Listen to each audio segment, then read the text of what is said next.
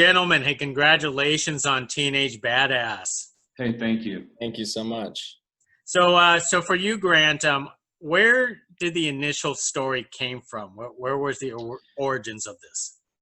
Yeah, so I have been a session drummer for many years as a part-time job as I was pursuing filmmaking.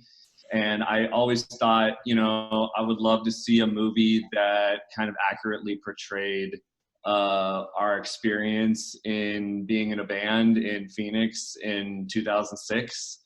And I tried to put it together with like a number of different, a number of different musicians because what was tricky about it, I guess, is that we needed someone that could not only act in the film, but also could have original music. So, and that was sort of undiscovered, right? Because we wanted the music to be new and fresh, but we didn't want it to be like, oh, I've seen that guy somewhere else, or, oh, I know that it just gets kind of like convoluted and confusing. So I had tried to sort of make it happen a few different times with different guys I met along my journey as a musician.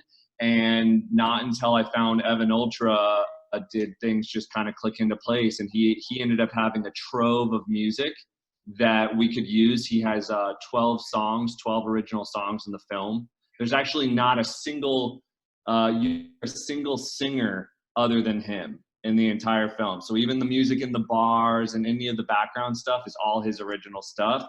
So when we found that, it was pretty much a no-brainer. And I had already been talking to Mcabe and Dylan Lane and Tucker Naughty and Crash White and all the band members about possibly doing a project like this. But we were just sort of waiting to find our Evan. And once we did, it kind of clicked into place. Wow. Yeah. McCabe, hey, that's some compliment for you that a drummer recruited a drummer like yourself to this project. Exactly. So there was a little pressure on it, but I think we did it. Yeah, we did. So McCabe, tell us what initially drew you into this project. Why did you want to do this for sure? Well, number one, I grew up with Grant. And I mean, we grew up making short films out in the desert, and like he called me one day and was like, "You still drum, right?" And I was like, "Yeah, of course." He's like, "I have this project about music, but you need to like start practicing." So yeah, I mean, I love music and I love movies, so it was kind of the ideal project. So McCabe, how quickly did you actually, adopt Evan's music when you were brought onto this project? His music is out of control, so it was actually really hard. Mm-hmm. Like especially his drumming, because he's a drummer as well. Yeah.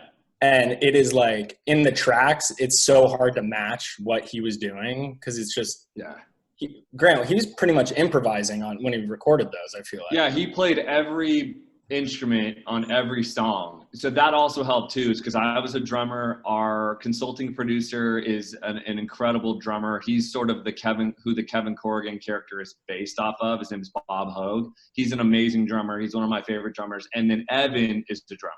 And so between the three of us and McCabe, we felt like, okay, we can get it there. And then when they did rehearsals week of before we started filming, because we all on production side, we all have like day jobs, so we didn't get much pre-production.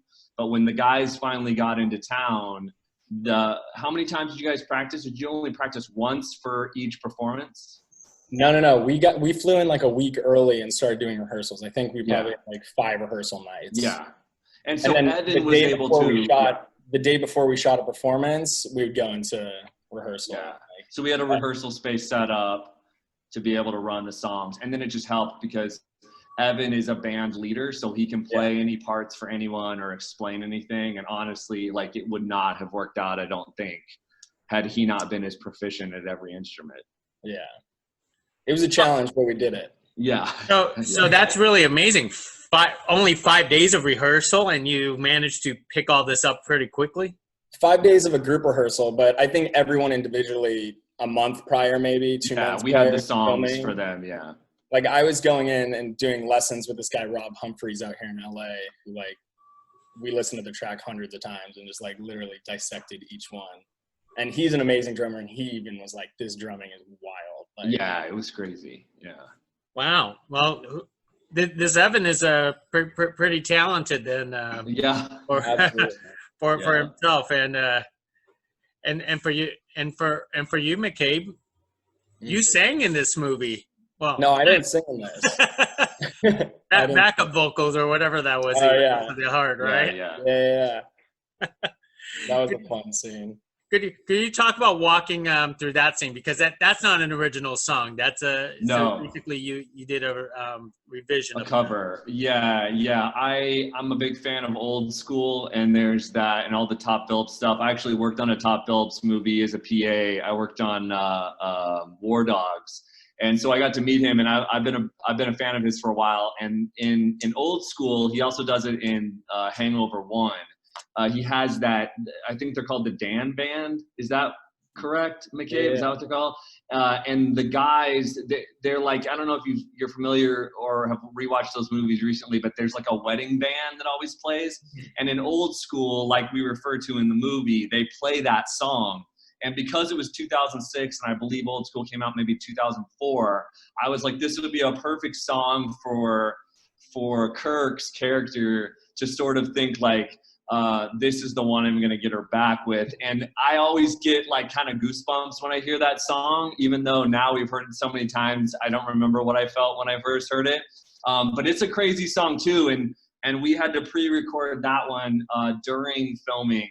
And I remember Evan being like, I don't know if my voice can handle these like crazy notes, but he pulled it off. And we think, it was we just tried to make as many musical performances mean something as we could, because it's kind of a musical in a weird way. Right.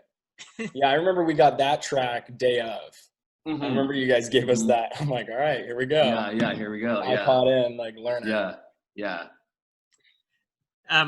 McCabe, which one was the easiest one to learn out of Evan's soundtrack there? What was the opening scene? Yeah, Cut Me and Let Me Die. That, I feel like that one would be my guess. Cut Me and Let Me Die was the easiest, and thankfully the first one we filmed. So we filmed that day one. We filmed everything in that venue day one, and I felt like one of our line producers, Anthony DiMaria, he did an incredible job on the schedule, but we felt like if we're gonna know if we're ready, we're gonna know we're ready if we can throw everybody in the deep end on day one with a performance scene. And man, I'll tell you what, it gave us such confidence moving forward because we loved what we got. And I think everybody needed to know, like, we can pull off the music, we can pull off the acting, like, and that really took us the whole way. Yeah, it set a good tone for the whole rest of the shoot. Yeah, gave us that confidence. Yeah. The name Stylo and the Murder Dogs, where did that actually come from, and do you guys really like it?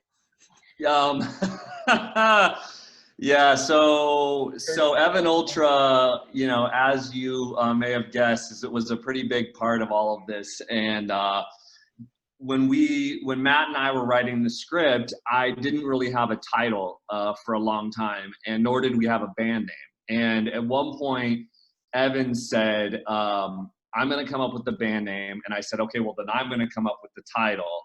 And he didn't tell me the band name, and I didn't tell him the title for a really long time, because I thought he was going to hate the title, and I think he thought I was going to hate the band name. And then we both kind of laid our cards down, and we were like, all right, let's just go with it.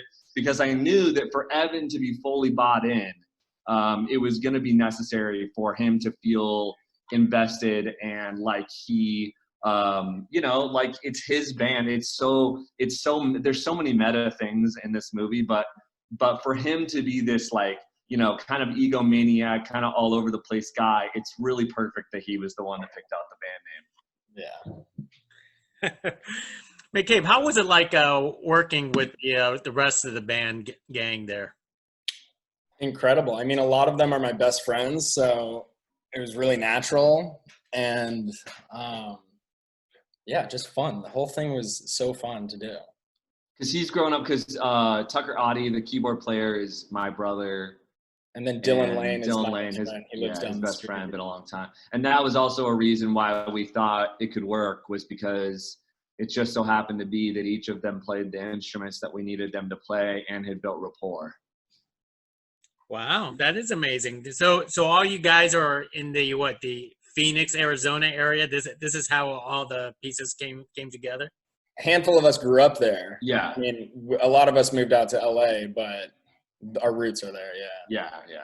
And I moved back here from LA, and to make this movie with our executive producer, who's also like a big Phoenix native guy and invests a lot in Phoenix. And so a lot of the locations we filmed at were his.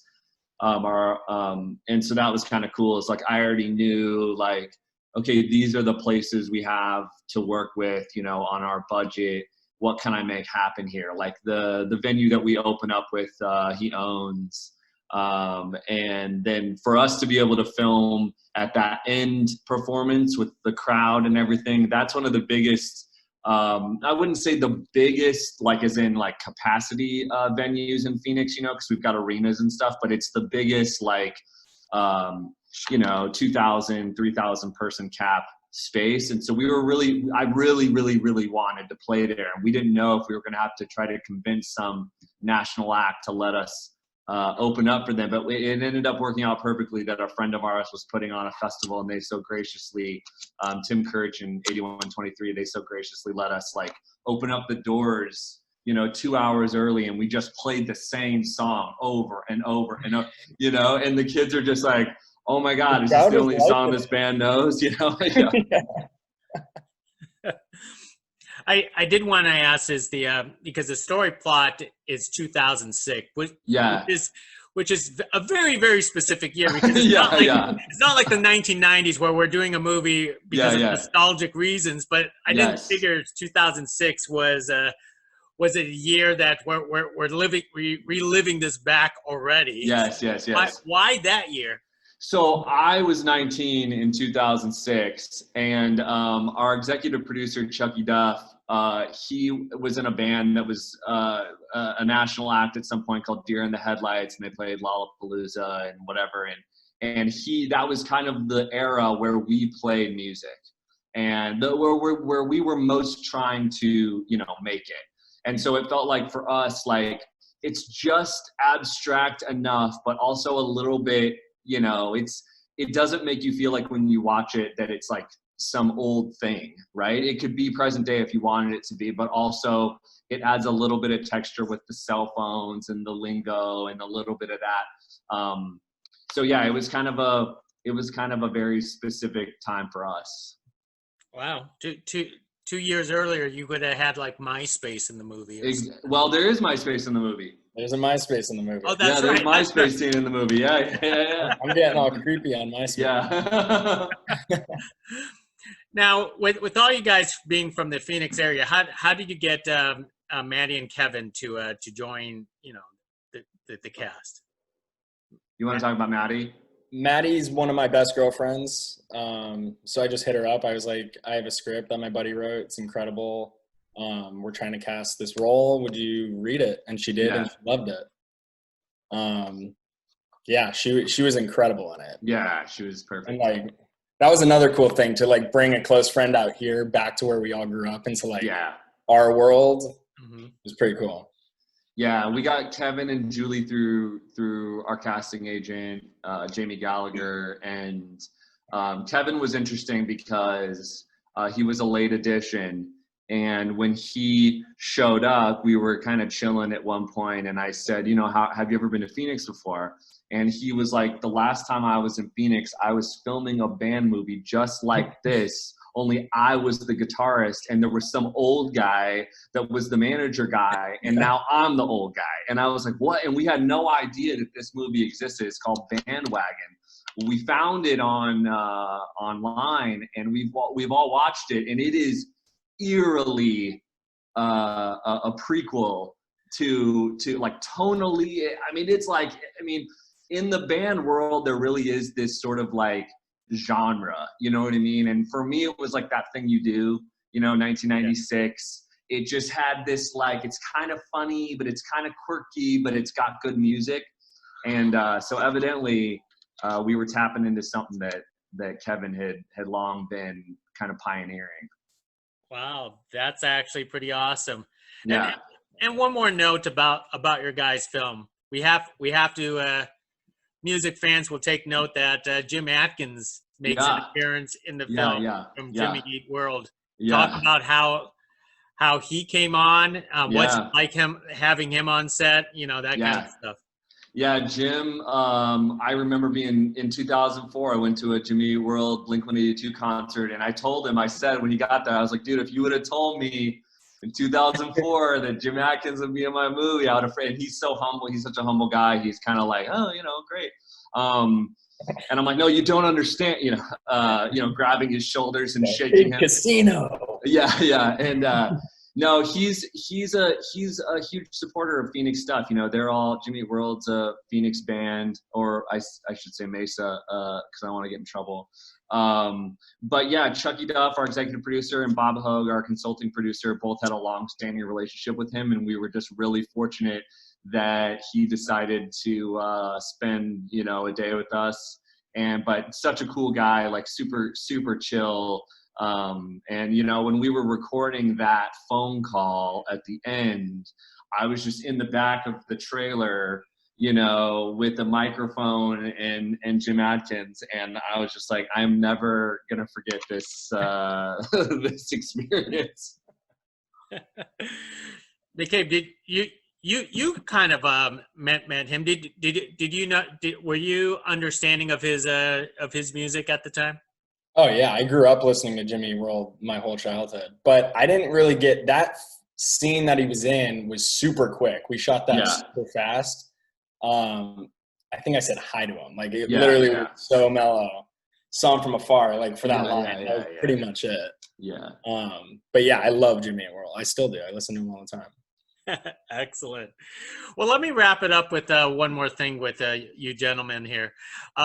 I know it's a silly question to ask during times like this, but how are you staying creative and sane during, you know, our craziness out there? Yeah. McCabe? I've been cheating. I mean, thankfully, I've been booking some jobs, like photography jobs, so that's been keeping me creatively busy. Writing a little bit. Yeah, I mean, trying my best to. Just kind of writing and shooting. I did a little short film for fun in our apartment about an alien. But yeah. I haven't seen that, Yeah, I'm just like, honestly, like, I think you know, it's a privileged thing to say, but it kind of gave me a little bit of a pause, you know, it kind of, everything outside kind of stops, and I got all my cards up, and I'm finishing another script, and just really got to kind of, you know, tunnel vision in, and I was just like, you know, whatever happens throughout this whole pandemic, I just want to come out of it thinking that I made the most of the time, you know, in whatever way that I can, being gracious with myself. But yeah, it's hard. It's hard to ramp yourself up right now. But it's also, I think it's also important not to put that pressure on. Like, exactly. A lot of people right now are like, I need to be doing something. I need to be doing something. But I think it's a great time to sit back, like you said, and, you know, slow down. Yeah. Take a breather. Yeah. Terrific. Well, hey, gentlemen. Hey, thank you very much. Stay safe out there. Yeah. And, thank you for speaking with me. And hopefully, of course. Hopefully we'll get to see maybe a sequel of, you know, Stylo and the Murder Dogs going on tour, you know, somewhere. So there we go. We'll see. Let's cross our fingers for success on this movie, Teenage Badass. Thanks so much.